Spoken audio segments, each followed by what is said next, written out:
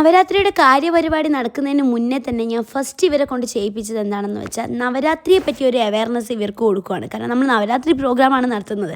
അപ്പോൾ നവരാത്രി എന്താണെന്ന് ആദ്യം ഇവർക്ക് തന്നെ ഒരു ബോധം ഉണ്ടാവേണ്ടേ.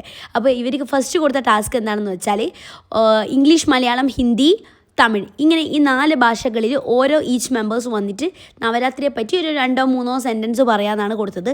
പിന്നെ ഒരു ഡാൻഡിയ ഗർബ സോങ്സ് ഗ്രൂപ്പായിട്ട് പാടാനാണ് ഫസ്റ്റ് കൊടുത്തത്.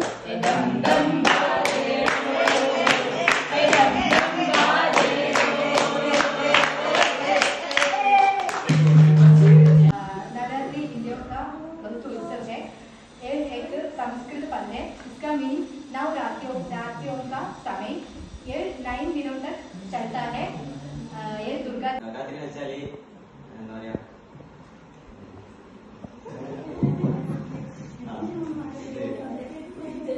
9 രാത്രികൾ എന്നാണ് ഈ നവരാത്രിയുടെ സംസ്കൃതത്തിലെ അർത്ഥം.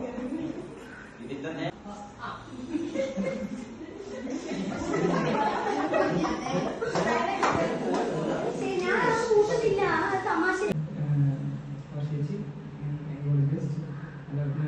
നവരാത്രി എന്നത് 9 ഇരവുകളെയും 10.